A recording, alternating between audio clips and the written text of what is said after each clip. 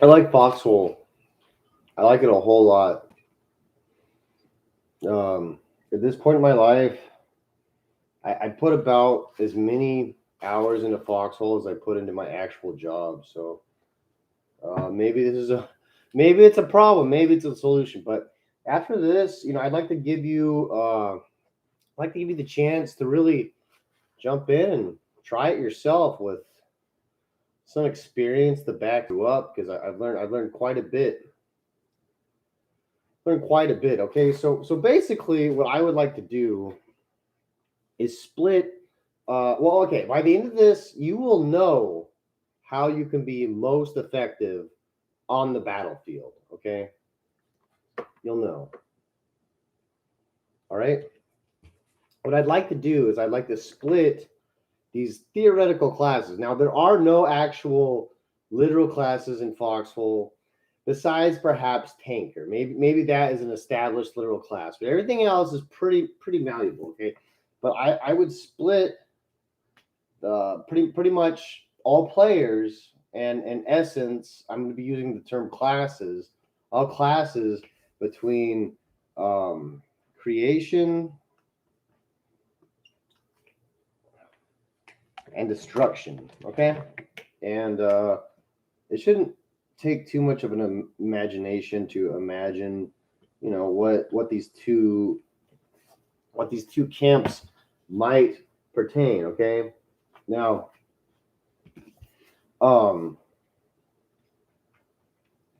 what everyone ends up starting off in the game, of course, would be on the destruction end of things, which would be a rifleman. Okay, he's the rifle guy, and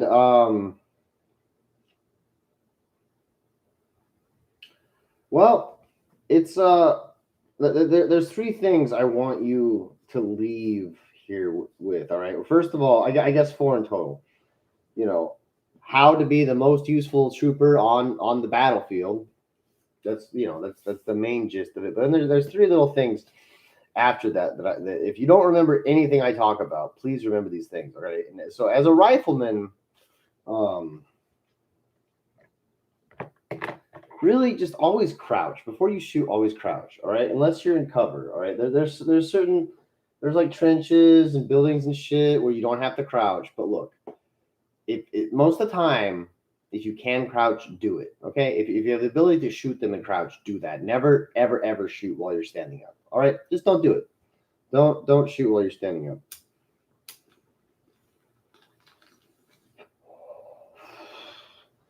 Don't, because your guy's accuracy is just so piss poor. It's you will not hit anything, even though it seems like you would.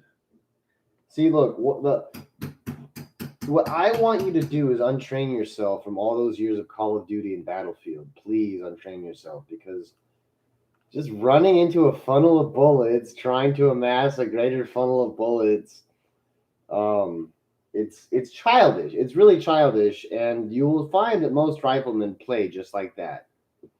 And if you do anything in this game, and you know what, I guess I'm going out and asking for a lot of things here and there, but for goodness sake, please don't get caught in that endless death loop. Okay, it's sad. I mean, we need people to do it. All right, without people doing that, just engaging the endless death loop of just fucking of respawning and getting a loadout and then wandering out to the battlefield and dying. Okay, so let's talk about that. Okay, so first you spawn somewhere. All right, and chances are, as a new player, you'll be spawning at one of the points on the map. It's gonna have like this huge, like, when you go to deploy, it's gonna have this huge, like, almost like a beacon. Like, it'll be like a square with like a halo, and like it'll be glowing. All right.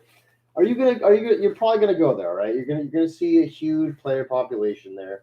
Okay, the very first thing when you spawn, okay, the very first thing, hit E in the spawn, and then um, submit starter kit. Okay, you don't need that pistol. You don't need the clips.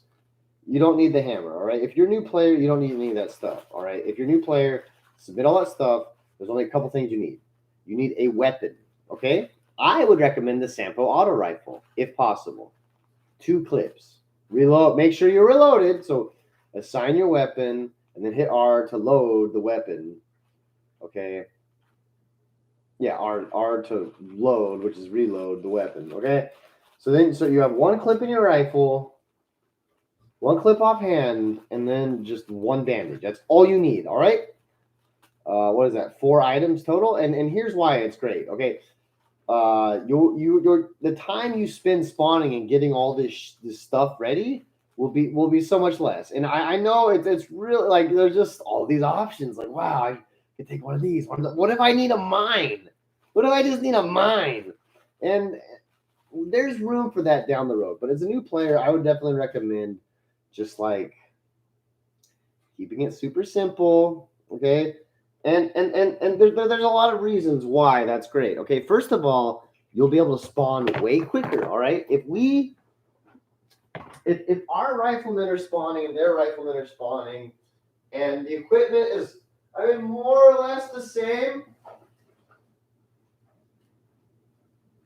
but we're happening to spawn more guys in quicker because we can get their equipment. Like so you can get out faster. Okay. Secondly, it takes less supplies to equip a soldier, which is great. You know, that's awesome. Okay, it'll take less supplies to just equip a soldier,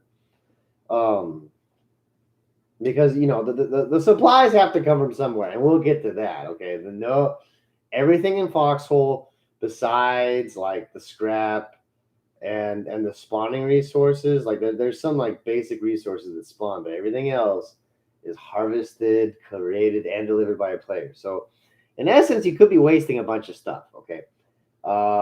There's another reason not to have a bunch of stuff. You can go faster. Okay. There's like a certain weight thresholds. I think it's like maybe 25, 50, and then 99. Okay. So you'll get slower every time you reach one of these thresholds. Okay. If you have it's gonna make you slower, which means it'll take more time for you to get to the front. But on top of that, when you're at the front and you need to run away from a swarm of bullets that would like nothing more than to nestle within you, you won't be able to run away. Okay, and then on top of that, if you had a bunch of shit on you, you just delivered a bunch of shit to the battlefield, and maybe now the enemy can take it. So if you just take a few things, you can also go over to the battlefield and take whatever you want from the dead. Okay. Every once in a while, you're going to get a guy who can be like, dude, that's my stuff. That's my body. And there's no way to know if they're telling the truth, but usually they are. In which case, maybe return it. I don't know. It doesn't happen very often. Just go ahead and loot it. Okay.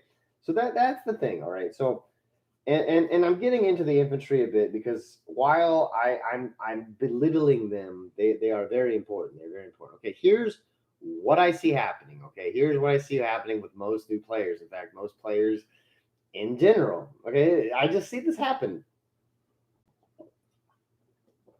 They'll get sent on the death loop, right? They'll just keep going to the trench, pretty much the same place they went to the last time. Get shot, pick up the same stuff, go to the same place, get shot by this. It goes on and on and on, right? And then suddenly something changes. Okay, it could be, it simply could be that they tried it enough times and it worked. And that does happen. That seriously does happen. The reason I knock it is because I cap out at around 20 failures. Like if I get 19 failures and then one success, I'm okay with that. And usually it's lower than that, right? But like these odds, it's gonna be like 1 out of 40. Okay. I'm okay. I'm okay with the odds of losing. I'm okay with this and that. But what happens is eventually they end up making it past the death loop. They make it past the death loop, and then there's just a bunch of like friendlies, right? And they're moving up together, and it's great because they're killing the collies and they're moving up together, and they get this like false sense of security by being surrounded by their friends, and it gets them to lower their guard. They perceive themselves, they end up actually becoming more of like a blob than indistinct individual constituents of that blob. And then I mean, you're like, well, why does that sound bad? It sounds like they're working together. Well, the thing is your character has very little health. Okay, in this game, they cannot take very much damage at all. It gets bad. Okay, if you get shot, it's not good. So just like that, you could take out a couple guys really quickly. And so what I would recommend is figuring out where that blob is and kind of hovering around them and figuring out like, okay, well, how's this going to go? And just try to think one step ahead. And just look, the thing is, you don't need to bunch everyone up in one place. One or two guys with a rifle, and in a lot of time, in a lot of cases, is just as good as 5 or 7. Okay, it's all about your angles, really. Angles make angels. Okay, so okay, now you've gotten basically the gist of just being a regular rifleman. One more thing I'm going to say: if you're a new player, please just stay away from the Loudcaster. It's a cool gun, I guess. I don't like it very much, but it shoots very slowly. It has a very long range, and it's cumbersome. He like swings the rifle like super slow left and right. So I would not use the Loudcaster, but you might not have many choices at the beginning. Okay, so okay, you've done the infantry thing, all right, and now you got a chance to like branch off and split in like really a bunch of different directions, okay, because this is really all where it goes down. And I was thinking about using this as a visual guide, but it's just like, look, this is just awful. Okay, look, no one wants to see this, so I'm just we can say bye bye whiteboard, bye bye whiteboard. So the next, going towards the more creation side of things, I guess, or this is kind of in between the two schools, because I would almost call it maintaining, is becoming a medic. Okay, the medic is really the first step to really understanding any sort of logistics in the game, even as an infantryman, you're doing logistics because you're delivering bullets to the enemy. Like that's all. The entire game is about logistics. Okay, that's really all it is. It's about making material move the way you want it to. Okay, hopefully thereby limiting the movement of enemy material. Okay, so you might become a medic. Okay, and that's like the first step down, basically, like that one road that I talked about, which is the creation road. Okay.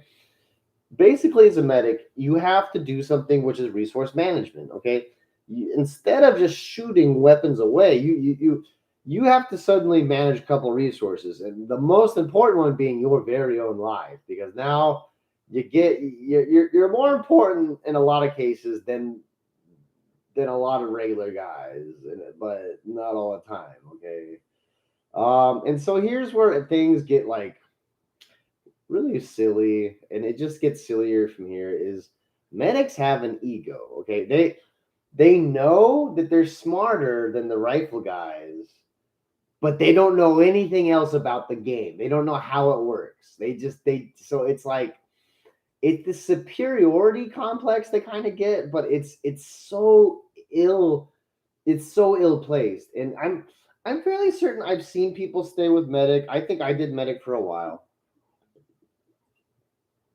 As a medic, you want to have a trauma kit with the plasma, okay? You want to have a med kit, and you want to have bandages, okay? Once you take the med kit out, he'll actually load the bandages into the med kit like a magazine, but you don't have to like hit a button. He just does it automatically. The reason this is important is like if you're looking at your inventory and you just like select the med kit, and you pull it out and you had a bandage there, well, suddenly that's going to open up another slot for you to use. So it's the medikit can hold 10 bandages for you. You can't take them out. You can't use the bandage to repair yourself or stop yourself from bleeding. I mean, you can't take the bandage out of the med kit to stop yourself from bleeding. You have to use another bandage. Okay, so the trauma kit. Okay, what the trauma kit does is if you have plasma, and that's the important part, you have to have plasma in your inventory. So you have to be holding a trauma kit and then have plasma in your inventory. Okay, and if somebody is downed, they'll have 30 seconds. Okay, before they bleed out completely, and that can go even quicker if someone shoots them. Okay, if somebody's actually holding them on their back, they can do that indefinitely. But in a lot of cases, I just see new players just pick up downed guys and don't do that. Okay, look, unless you know there's a medic, or unless you really think there's a medic behind you somewhere close, Do not do that, because what you're doing is you're taking another rifle out of the fight. Now the enemy, they didn't even kill one guy, and now they've taken 2 guys out of action. Okay, so don't just go picking up guys. All right, and that's more for the infantry. If you're a medic, go ahead, pick up whoever you want. And then the med pack. What that does is if someone's like hurt or like they're low health or whatever, you do that to them, and it will turn them to full health. Okay, you can actually do that through vehicles. Now I think you have to be able to see them, but you might be able to do it through the wall of the vehicle too. I don't know, but in a lot of cases they don't even have to get out of the vehicle. You can just heal them while they're in. Okay, and then what a bandage does without the health kit is if you're like bleeding to death, like, because there's shots and it'll have like a red icon on top. There's shots that could kill you in one shot just because you'll bleed to death. And the bleeding rate is weird. Okay, there's not just one consistent bleeding rate. I've been bleeding. I swear I've been bleeding and fighting for like over a minute before, and then other times I'm bleeding and then I'm dead. So the bandage, all you have to do is just select it, take it out, and then do that. But I don't think you can. Well, if you have the med kit, you can bandage other people. Okay, so that's how you do it. Okay, so the medic, he needs to have all the medical shit, but also I would have a rifle. Okay, there are some options on the 2 slot. So your 1 will be your trauma kit, your 3 will be your med kit. You can have 2 slot pistol, but fighting in pitched combat with pistols is. But I mean, honestly, just switching between the trauma kit and the rifle is a pretty good idea, because like the thing about it is the medic kind of hangs back behind everyone, but he's in a perfect place to cover everyone too if they get ambushed. So I believe in combat medics, but what a lot of guys do is they just never ever even shoot, and they're just like they'll yell at like, "Hey, you come here!" And like I hate these medics. I hate them so bad. They're once again, it's more of a power trip than anything else. And it's like, dude, I'll be out there, I'll be like butchering people, I'll be on the front, like, and then I'll get like nicked by a bomb or something, and I'll be like, please, please, please, just heal me, because every second you're not shooting and killing the collies, they get closer. Okay, it's not like they're gonna wait for you to go get healed. Okay, and so like this one time, this medic yelled at me because medic, your job is to heal. Okay, if someone keeps coming back to you and they're damaged, guess what? That doesn't mean they're idiots. That means they know how not to die. Okay, it's like those bombers, right? The ones that came back, they're like, oh, the damage here shows that these are all faulty parts. We need no. That's that's what happens when they survive a fight. Okay, so I've had them get mad at me for going back and getting healed. It's like, dude, that's your job. Okay, what? But yeah, there's one guy. He was like, "You shouldn't be standing out there in the middle like that." Because look, honestly, the way I play this game, I try not to get stuck in the trenches too often, even though they're a huge part of it. Just because I don't want to be slow. I'd rather run away and evade things than just rely on the cover to save me. And so I was doing that, and he's like, "You shouldn't be out there running around." And so I was like, "Okay, just heal me." And like he was lecturing me. I'm like, "Oh, dude, just heal me." And like he healed me, and then I jumped out of the trench, and the collie bomb came and fell from the sky, wherever it came from. It just blasted into smithereens. And it's just like, dude, look, you can't just like have these like, I don't know, these like rigid, not like these rigid like rules that don't make sense because they don't make sense, whatever. So in general, medics right now are pretty awful, and luckily that's one of the few things in the game that I can kind of go without for the most part, because all you have to do is just go back to the base and make a med kit and a bandage and be like, "Hey, dude, can you please just heal me?" And they'll do it. They'll do it for you. They're medics really are not super necessary, but good medics are great, and there's plenty of good medics out there, and they make a huge difference. Next on the list, it's so if instead of going towards that kind of creation, logistics, maintenance side. You can go explosive side. Okay, and this is something that most will end up doing. Okay, most will end up doing this at one point because the Mammon is the only explosive weapon early game. Okay, so there's no way to take out enemy pillboxes and fortifications besides getting a bunch of guys together and having them all chopped down with machine guns just so the one or two, like most of them can throw one or two grenades. Okay. And so you'll learn how to be a grenader. As an infantryman, sometimes it's cool just having one grenade on you, just this or that. But for new players and experienced players, and something that I don't really see happen, I'm glad it doesn't happen because I get to do this role. It's one of the funnest roles in the game. It's super easy to do. You really don't need much, and it's fun, and it wins This will win battles. If you want to know the easiest way to win battles, all you have to do is get 4 green ash grenades. 4 green ash. I'd say carry as many as you can, but if you die with all those grenades on you, there will be consequences because, well, maybe an idiot on your team picks it up. But the green ash grenade is fantastic for a multitude of reasons. First of all, the guy, he assembles them super quick. He just starts going like this, and he just suddenly has it. Okay, he makes the grenades super quick. The grenades are super light. You can carry a bunch of them in weapons, and it's like they weren't even there. I think bandages is the thing that weighs less than a green ash grenade. They have a really long range. You can chuck those things. You can chuck them. And they're great for falling in trenches. They're great for going over bridges. They're great for going over. Like, the range is just phenomenal. It really shouldn't have that much range. The area of effect is decent, and it lasts a very considerable while. The effects on the collies at the beginning of the war, first they're like really paranoid, and they won't even like bother, and then they lower their guard a little bit, and you can gas a couple of them about mid-war, but by the end of the war they all have gas masks. They'll just play in the gas.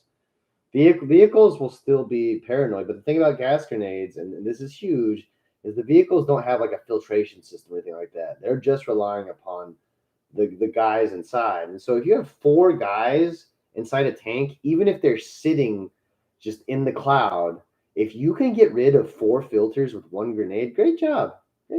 That's war of attrition.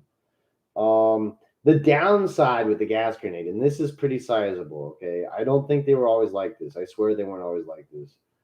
They're like, when it goes off, like the grenade lands, and then 1,002, like 1,002, yeah, like 1.5 seconds it takes before the grenade goes off. Maybe 2 seconds. It's more than enough for almost anyone that's almost paying attention to move out of the way. But in trench, I already told you, in trenches and stuff like that, it's good. And like, okay, so like one time something new in the game are scaffolds. Okay, so like you can take these bars and you can make these little scaffolding bridges. Okay, it's kind of hard. It's not fantastic, but it's pretty good. Okay, so this bridge was down. So we'll be fighting over these big ass bridges. So this bridge was down. These people were hiding in the wreckage, and so I used the scaffolding to go run out there and throw grenades at them in directions they never saw it coming. They've been playing this game has been going on for 87 wars. And so for 86 of them, they never saw it coming once, and so it just got them. So gas is good. Frag grenades are good for when sometimes you throw frag, sometimes you throw gas, because sometimes they'll just like you toss it and they'll just sit by next to the grenade because they think it's a gas grenade, right? So like, oh, I've got filters, it's cool. No, you threw a frag grenade and it goes boom and it gets them. Okay, I really, more often than not, a lot of times I throw the wrong grenade for the wrong occasion. It just seems like So many times, it's like, oh man, I wish that was the other kind of grenade. But you can play around with it. Okay, so being a grenadier is great. All you do is you get a couple grenades, you run to the front, you throw them, you come back, repeat, do it again and again and again. Okay, and you will find that if you continue, like, you can't just do it 3 or 4 times. I'm telling you, you have to do this for the course of an hour. And here's the best part: is if they kill you, you get the spawn back there already. And so, and like I said, always submit starter kit. It takes way too long to go in your inventory, take the pistol out of your 2 slot, take the hammer out of your 1 slot, and then submit all 3 of those items. Just submit all. Okay. So first I said always crouch, right? We're getting to these 3 things, right? They're really important. Always crouch before you shoot, right? Okay. Something that's important when you're moving, okay, is and this is just so I don't forget it. This doesn't have much to do with grenadiers. Well, it does a little bit. Maintain a personal bubble. Do not get within people's personal bubbles, okay? Because you will bump into them and you will ruin their day, all right? If they're trying to do something, you bump into them. Okay? And if back in the bunker doesn't seem like a big deal because everyone's going here and there and whatever, and I get it. But if someone throws a grenade and suddenly everyone's running around, the most important thing you have to do is make sure you don't bump into people, because so many times I've been the first person to say grenade. Okay, I start moving and then they see the grenade after I've been screaming it, so they run into, and it's just like, oh man, I wish, I don't know. That makes me passive aggressive. It does. Don't bump into people, please don't. Okay, and it's to the point really where when I'm driving and I run over people, oh well, they didn't know. They didn't know not to bump into me, and sometimes I get run over too. Oh well, but it just, stay away. Okay, look, there's no reason to be that close to anyone, ever. Even as a medic, you have a range to do this. Okay, you don't have to ever be on top of someone ever. Don't do it.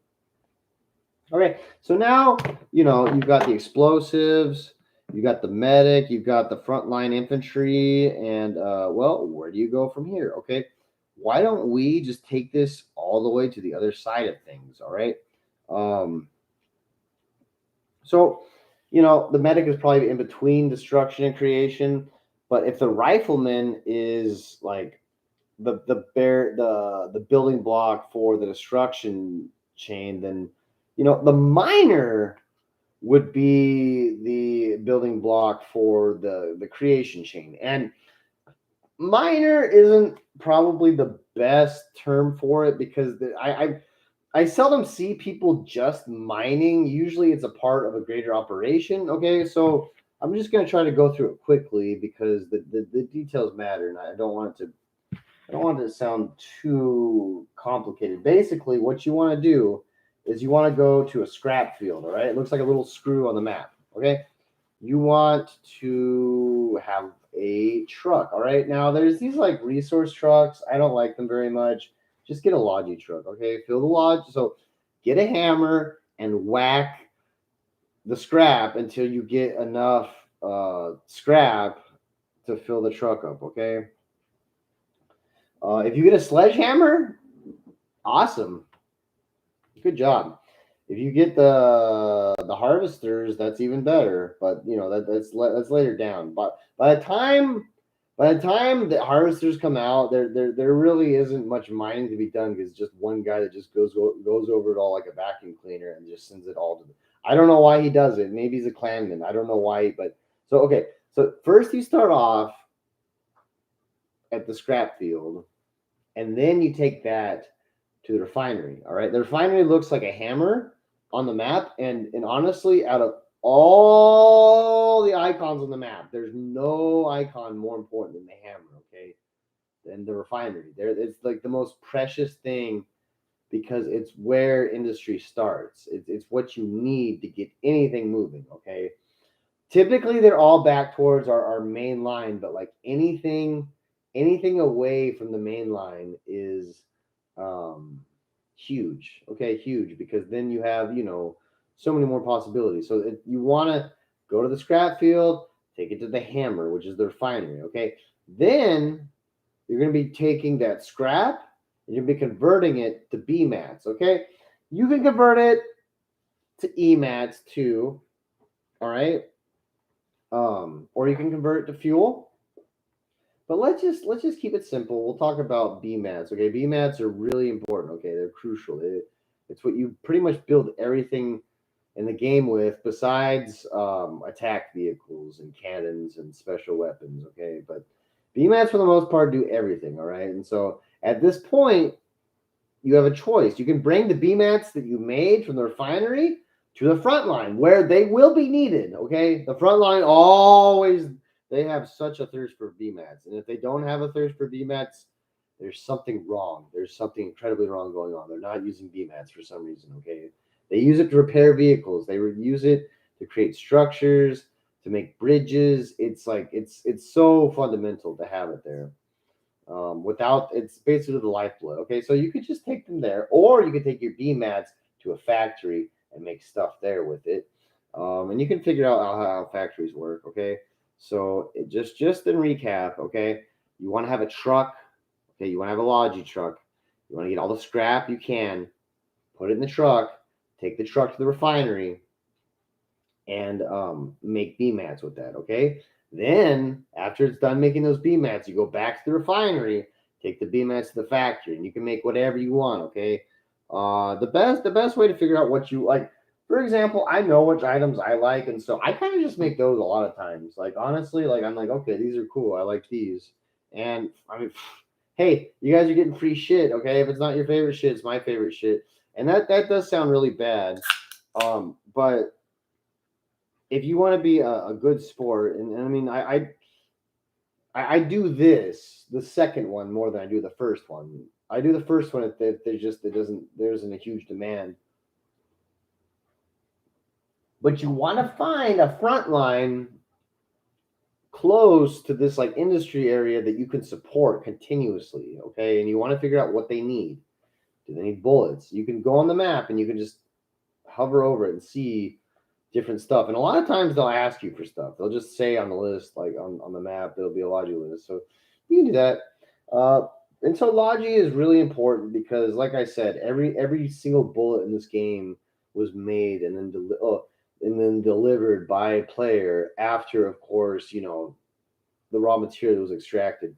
And all along this track, something really interesting about Foxhole, and I really hate to take things this political direction, but it is the ultimate communism simulator. I would say, okay, just maybe not in the lack of government sort of direction, but like the economy of it, because it's a shared economy. There's not there's okay there's two measures you can use that kind of claim something in this game, but they're temporary and they're easy to bypass. Okay, there is no private property in this game except for, I guess, basically what you're holding on you.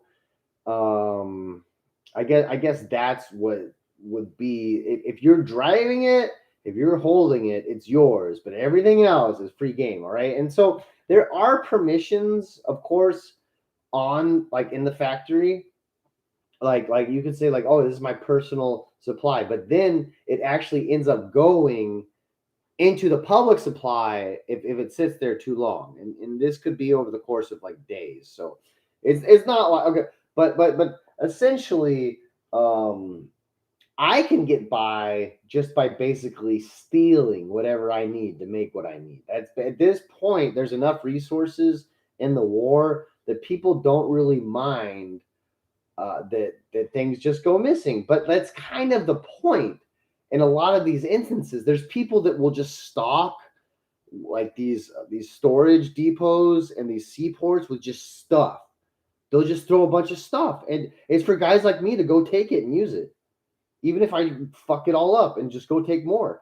Um, and so that's kind of, it's kind of a weird shared property aspect that really does take, I think, a moment to recognize, and then many more moments to admire because it works. I'm not these items that I no longer need that normally like in other video games I would just like just dump or like sell for like pennies to the dollar just to get rid of them, but say I got something back. Now they can actually serve a purpose because I'll just leave them in a base and somebody's going to use it. Okay. And it kind of makes it so things don't stagnate as much because like if I see a light vehicle on the side of the road, it's like, oh hey, maybe that could be mine, and then it is mine, and then I use it, and then I fuck it up, and then the person from which I took it from never even knows that I was the one that took it. But before I mess it up, I like to do good. Okay, that's kind of the plan, is to do good, and in some instances, I do good, and so in this way, we're all kind of helping each other out. It's weird. It's very cool. And right now, there's like this like logistics strike, which is like basically there's these people and they don't like the way logistics work, but like what they don't understand is this game has an actual economy. This game has and it's not like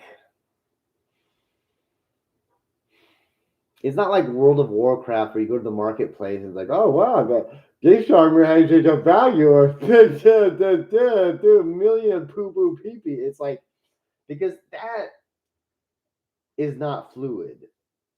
The movements are so big. Okay, never mind. No, I'm not looking at things in scale. The difference between this economy and that economy, I guess just would be that there's no currency. There is no actual currency. No one's trading. And so that's really but so there's these people and they don't like things like the fact that it takes time to make things like they're like it's kind of almost like a cell phone game in a way, like those like ridiculous like base building cell phone games, like in 5 minutes this will be ready because like it'll take 5 minutes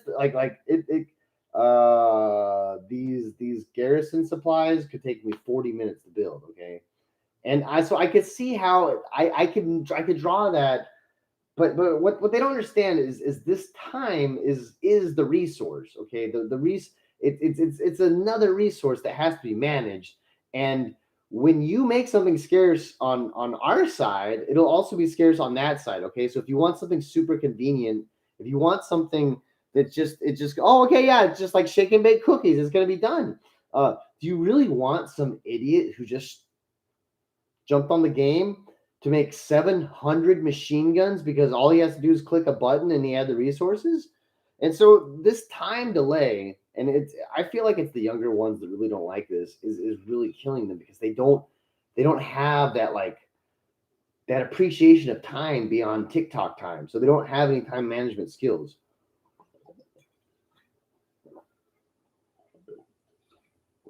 So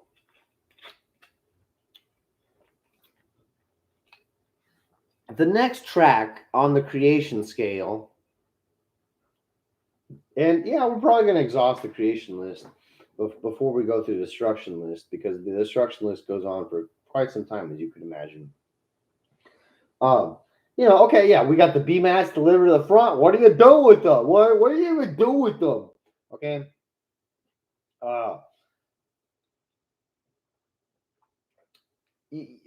There's builders. Okay, we need build. We need guys to build shit. All right, and I mean, I would almost call builders fixers, honestly, because most builders don't even build shit. They just fix shit that people tell them to fix.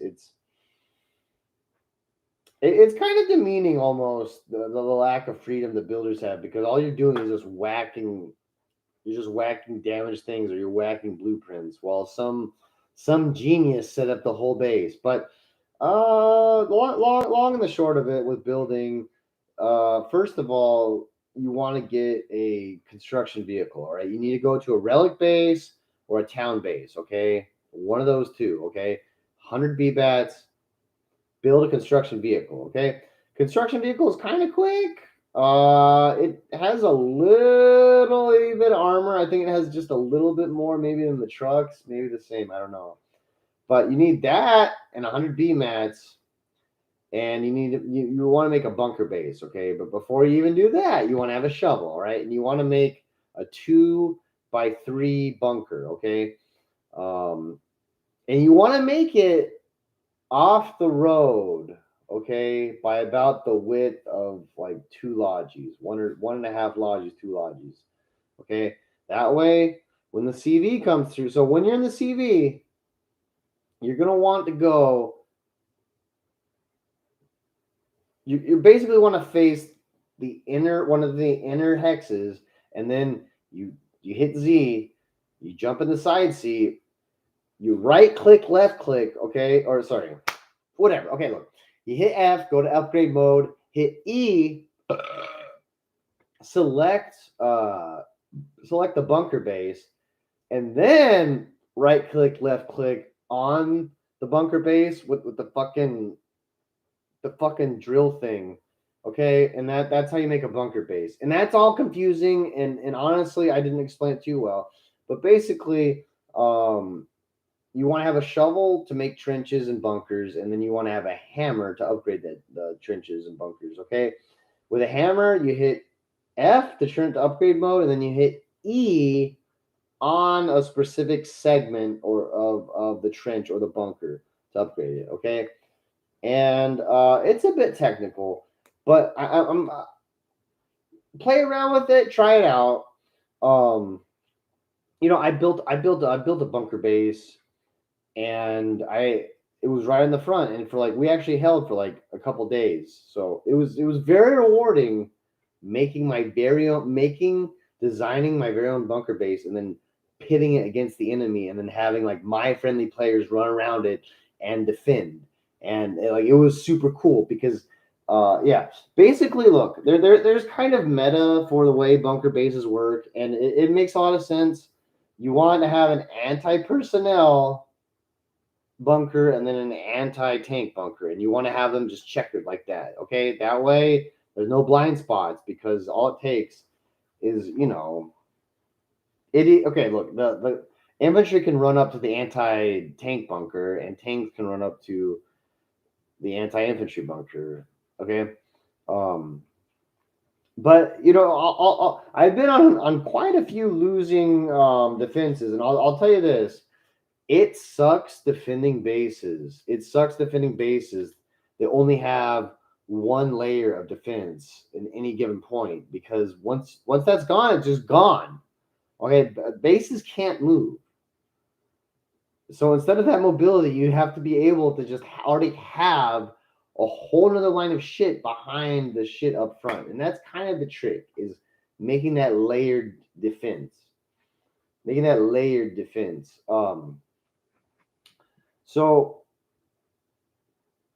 any idiot in any other game could just make just a bunch of bases and be like, oh, we have like all the bases. But there's two really big factors that stop that from happening in Foxhole. Okay, the first one is the population. All right, you actually need to have your base populated in order to get the AI and other upgrades up. Okay, so if you don't have like, I think it's got to be like a dozen people to reach the first tier. If you don't even have a dozen people, you won't have AI, and that you will not find anyone, myself included, that was just willing to sit there and defend a base always. I guess if it's not in the front line, I'm probably not going to defend it. It's just like, who's going to be there? So that's what the AI does, is they fill that niche. Okay, it's really cool. The pillboxes and the bunkers, the AI will shoot out of it, and they have their own weapon. But then you can also get in the bunker or the pillbox and shoot your weapon too. Okay, so the pillboxes have different arcs of fire, but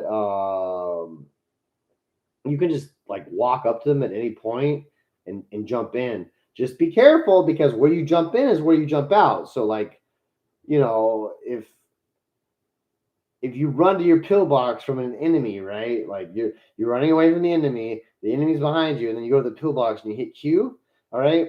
And let's just say, like, for whatever reason you kill him, and then there's like another enemy coming out, or a tank or something. Yeah, coming to blow up your pillbox. You hit Q again, you're gonna pop up right in front of them, and then you're gonna be like super vulnerable.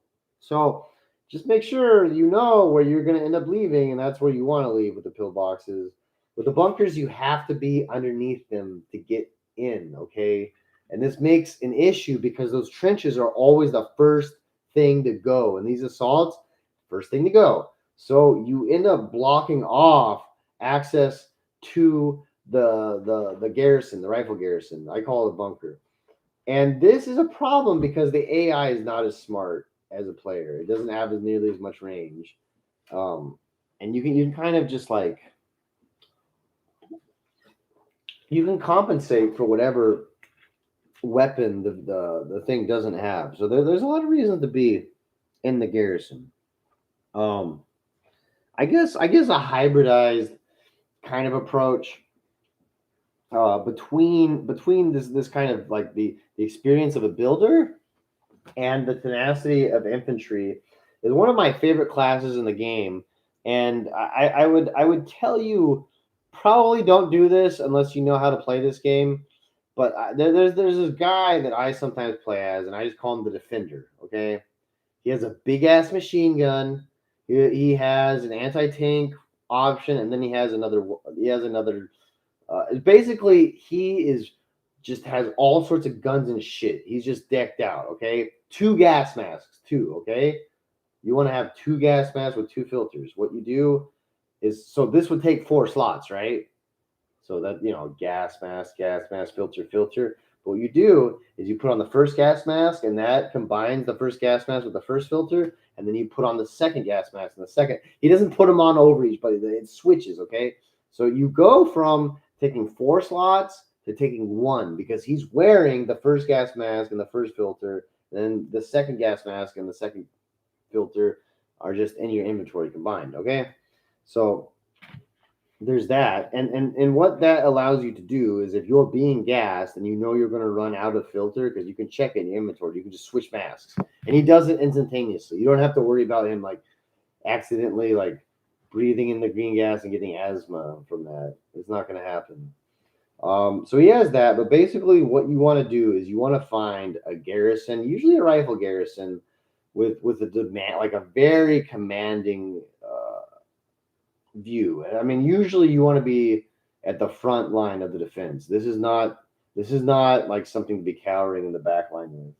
Um, and you just give them hell. You just absolutely give them hell. The thing with the defender is you just keep punishing them over and over and over again until you die.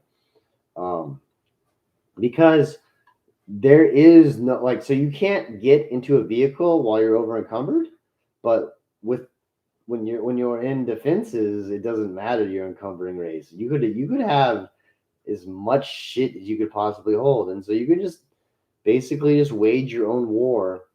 Sometimes you'll find that there's idiots inside the garrisons, but usually if you don't call them idiots and you try to like say, "Hey, I'm trying to defend this area," I have this what usually they'll be cool with it. Most of the time, though, honestly, they'll just lose. They'll just lose their attention span. They'll just go wandering off in the middle of the battlefield, even though they're in the perfect defensive point because they just got bored. They just said, "I don't want to sit here anymore." That'll happen too. You can just wait for that to happen. TikTok. And so I like the defender a lot. I probably had most of my fun in the game because like there's no way for them to tell if you're in the building. Okay, they can tell if the AI is up, the big flag, little flag, but they don't know if you're in there. So I've had armored car, like I've been brutally just like Omaha beaching, just like waves and waves of collie troopers, and then I just hold my fire because like there's an armored car coming up. And I just wait for it, and then pull out the RPG, and it's just that look of shock. That look of shock I know they have to have because the turret just swings so quick towards you. The look of shock is just it's great. I can't say it's happened many times, but when it does happen, it's great. And so now we transition to another class, which I also like, and you're almost a partisan here. At this point, you're almost a partisan, and I call this guy the lingering defender. Okay, um, a lot of times when the defender is necessary, it's because there is no way to win. Okay, if the defender is necessary, then You do not have the support necessary, and you might lose, but hey, it's okay. It's okay losing a battle. You know why? Because you can make the collies lose so much more. You can make them suffer and pay even after the battle, and that's what most people don't understand is they think the battle ends. They think the battle's over just because the battle's over, but that's where they're wrong, because that's where the battle really begins. Okay, after everyone's dead and after all the wounded have stopped moaning, that's when you go back. Okay. Now, unlike the actual defender, you don't want to be too heavy. Okay. Instead of carrying a machine gun, Sampo auto rifle. It's automatic, but it doesn't weigh as much. Okay. And it's important because you have to be able to sneak back. Okay. That's the part that stops most people in their tracks. Okay. Because there will be convoys, there will be towers, there will be enemy infantry. Basically, every single nightmare is in one package. And so most people won't do this. But if you can somehow survive, and it's possible, right? If you're smart, it's possible. It's like Tom Clancy, okay, Splinter Cell, except without the you don't throw the rock, okay? But you get in the garrison, okay, after the battle's over, because the buildings don't just disappear. They take a while. Take a while to decay. You get in there, and if you're over a road, just wait. Just wait, and something's gonna come. Some miracle is gonna be delivered to your very doorstep. Okay, so all you have to do is lick your lips and then kill it. Okay, and the one move that the lingering defender gets to make that I wouldn't recommend actually using the defender with is he gets to fall back. Okay, because at this point he ends up going full on John Rambo. It's fun. It's so fun. They will rush at you with machine guns and rifles, and they'll be shooting the garrison, and like they can't hurt you. The bullet, there's hitting wood. There's no way. It's so fun. It's like an action movie. So they'll do this, and then there'll be a couple like smart yahoos that'll actually like start getting grenades, kill them, and they'll eventually get you. Okay, because it's going to be a dozen versus one. Okay, you have to be a one-man army, but even a one-man army fails. So what do you do? What do you do to stop yourself from failing a little bit longer? Well, you move the goalpost. All right, you get them fighting and bleeding and suffering just to remove you from this one little ruined garrison, and then you just go to the next trench and you do it all over again. Chloe Phelps, you're not a real person, Chloe Phelps. Um, and so that's the lingering defender. And honestly, if you need any motivation, just let spite fill you. Just let spite be your motivation to be the lingering defender. Because once you've really lost in this game, you'll know what it's like. You'll know what it's like, and you'll know you can never get it back. You can never take back what they've taken. So you just take it from them. It's all you can do is just let spite. Just let it fuel you. And I promise you, you're not gonna have a fun time, but at least you can stop the collies from having a fun time. And that's really what this game's about. So we talked about the Grenader earlier, and he does a couple different things. I'd like to say he basically branches out to three separate things. The first one is the crew served weapon specialist, and this is pretty rare. Okay, it's pretty rare. All right, so there's crew served weapons out there. You need a tripod, you need a gun, and you need ammo. Okay, usually this means at least having two guys. And the Kali ISG teams are just phenomenal. I hate them. They peeled away hexes once they got that 30mm weapon unlocked. It was insane. They just drive up with Logi. They hop out the back of the truck. One guy throws down the tripod, one guy throws down the gun, and then they just start hitting you from long range. And if you're just like one or a half a dozen guys trying to stop this from happening, it's hard. It's really hard to stop it from happening. But the reason it doesn't happen a lot is it's kind of hard to pull off. If you like, if I kill them, I get to take their ISG, so I can use it against them. And you can't move, so there's a lot of downsides to this, but there's a sweet spot in the game where these become the most powerful weapons, and they become weapons of terror. But that doesn't last too long. Next, there's the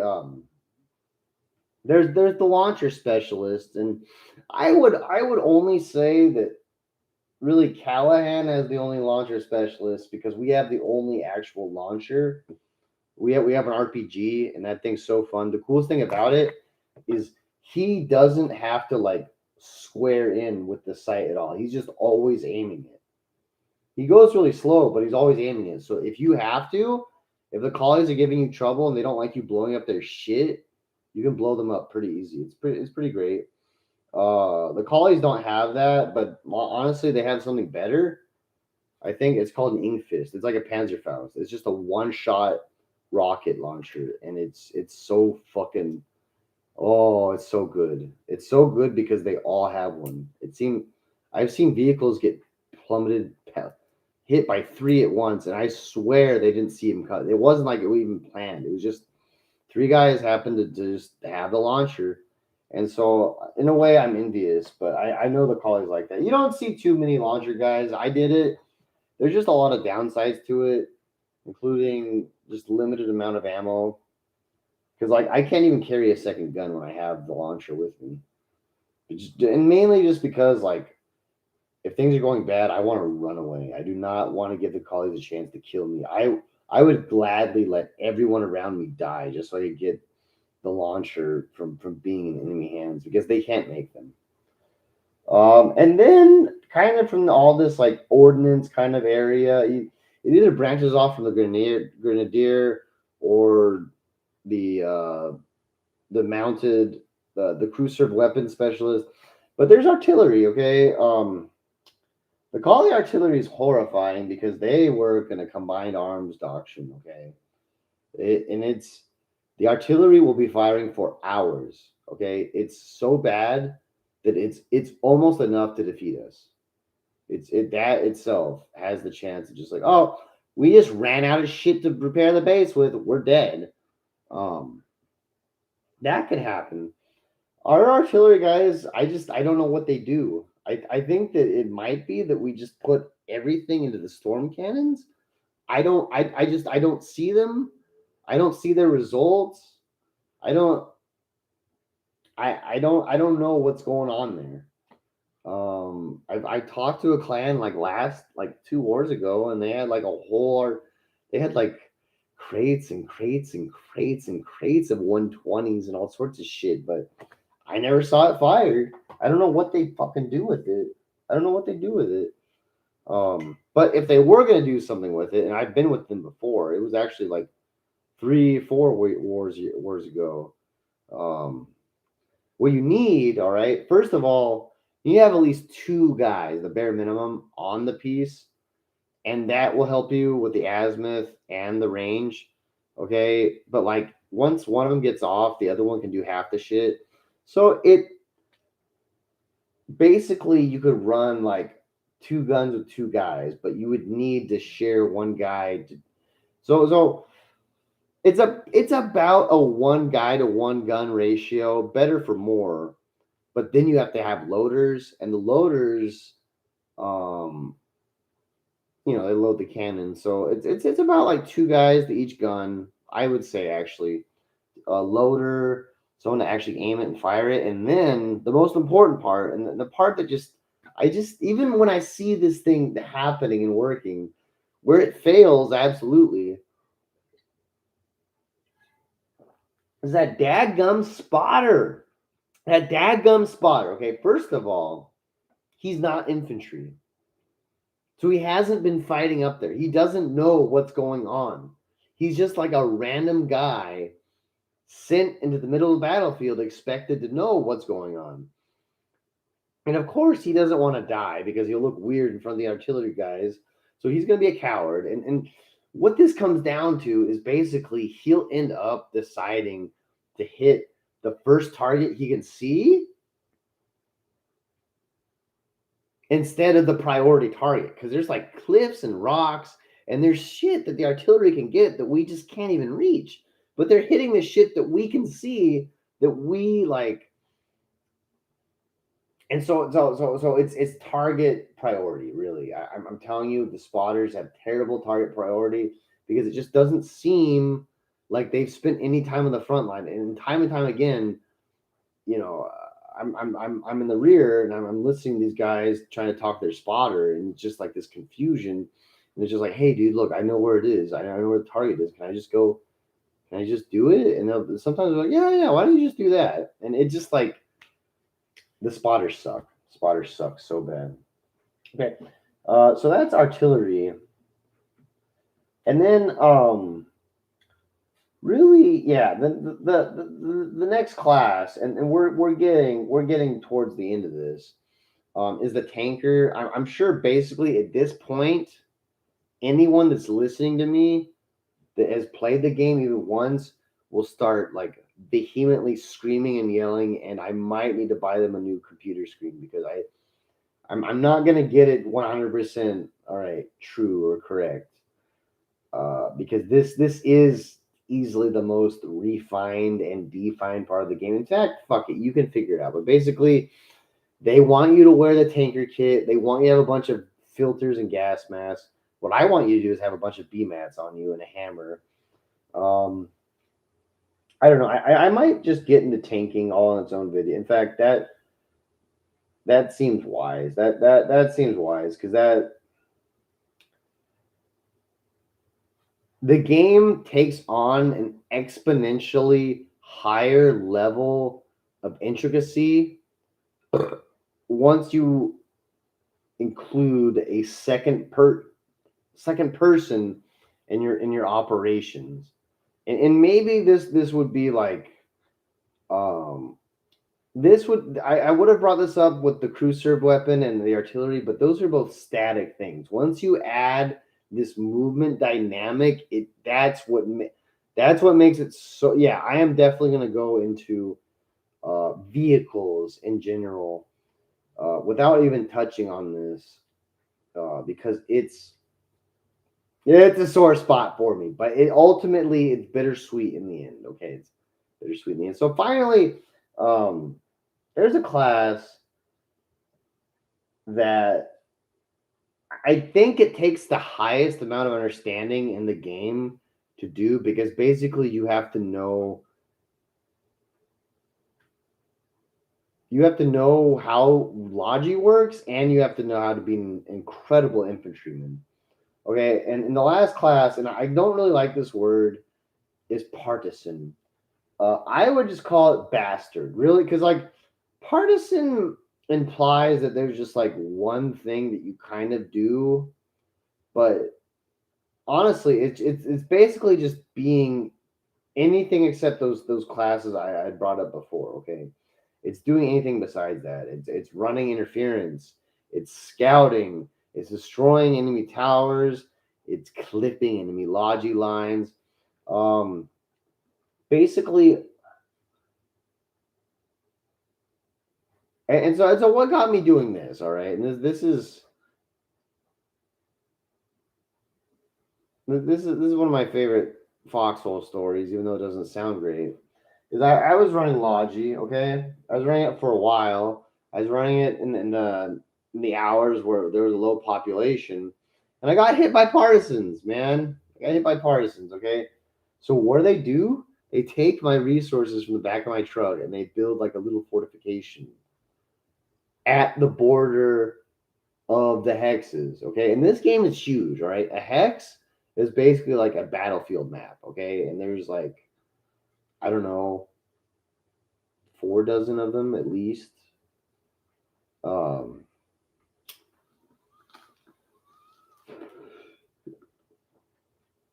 and so they were fortifying that, and it was a really shitty place to do it. And I was like, oh my gosh. And so I try to do this really clever shit. And they cyberbullied me. They cyberbullied the crap out of it. It was terrible. And I was trying to get help from my team. I got really no backup. And so, like, I tried this and that, and I was finally like, you know what? I just went berserk. Okay. I just ran into their camp because there's 3 of them, and I just shot this guy in the neck. And before they even had time to react, I ran away. And then because the map is so big, okay, it's not like these first person shooters where basically like it's like a fishbowl, right? Where everyone's just hugging the flank in a perpetual motion one way or another, right? If you're in the center, you're dead. Okay, there's no way to know where the edge of the battlefield is here. Okay, you can actually go off the map, go into another map, and then come on from a third map. All right, if you wanted to, you could always do that. There's nothing stopping you from doing that. It's perfectly. It's not even frowned upon. It's like it's part of the game. Okay, um, and so I engaged in shenanigans like that, and I jumped in this trench and I beat up this guy. And so the third guy was just easy pickings, and that kind of like that's what broke me. That's what turned me from a logi driver into a partisan because like there's no way to defend against these guys. What are you gonna do? Are you gonna stand on the side of a road all day long trying to find these guys? They might even not even be there. They might be in their pajamas. These guys might be in their pajamas, and you're out there in the cold. You know the joke's on you, right? So how do you stop them? You can't. I mean, you can build AI everywhere. You can try to box them out, and you can defend the most crucial areas. But no, you can't stop them. There's no way to stop them all. So what do you do with this information? Well, you realize that they cannot stop you, and so you go over there and wage a war. And I had used some nefarious means which this escapes me now. But basically, I had gotten way back in the enemy line. If you can cut off their logi, because that's the lifeblood, right? If they don't get machine guns or ammunition, they will no longer be a threat. And so, whatever I did to get there, I couldn't do it again. But I was at the target location, all right. And at this point in the war, we still had not upgraded our weapons, so I had this like big ass like it's called a storm rifle. It's an Alto storm rifle. I hate it. I'll never use it again. First enemy logic truck pulls up. I disable it. The driver gets out and runs for his life. Second logic truck pulls up. I reload. I fired 30 fucking shots. And the guy just beelines right for me. I fired 30 rounds. I fired 30 rounds at this guy, and I just wing him. I just wing him in the arm like John Wayne. And he's still running at me, beelining. Just this pissed off look on his face. And so, like, I ran out of ammo. And so, like, just like in a kung fu movie or something, like, I had to, like, sling my assault rifle on my back. And, like, because I was out of ammo. And so, the way the fighting works in this game, the way the melee works, is like you can just punch forward, but it's the kind of the way the hit detection works in this game is you have to aim and then hit. So you have to right click, kind of square up, and then punch. And so like he was hurt, but he wasn't bleeding. I wish he was bleeding because it would have made things so much easier. And like I kind of like I'd be running away from him, he'd be chasing me. So I'd stop, I'd get a punch out just in case he's gonna run up to me, and then he'd run up to me, square up, and he can actually punch me before I can like fully recover and punch back. So like I'd have to like go back, and so like I fainted him a couple times, and then eventually I just fucking wah, and like because he was already damaged, he just fucking died right there. And I mean it was tiny, and he was just one logi truck driver, and I was just one partisan, but it was so fun how things worked out like that. Because it really like he could have gotten me. He could have punched me and made me bleed, and then all you would have had to do is run away from me. It was such a close neck and neck battle, and it was just really preposterous that things were like he didn't have a gun. I didn't hit him in 30 rounds except for like once in the shoulder. Like, why did this happen? You know, but it was cool that it did. And that's really what this game is about. Is it's creating these really strange, sort of like bizarre scenarios that is just like, oh my god, and then coming out ahead because you can't. It's not a Battlefield map. It's not a Call of Duty hallway of death that people. I mean, don't get me wrong. I played a certain area at certain times, and I know how bridges work in terms of angles and shit like that. So that helps me out. But the map is just so huge that you can't just like corner camp this one area that dominates everything because the battle isn't even there this time. So you're probably just gonna have to think on your feet.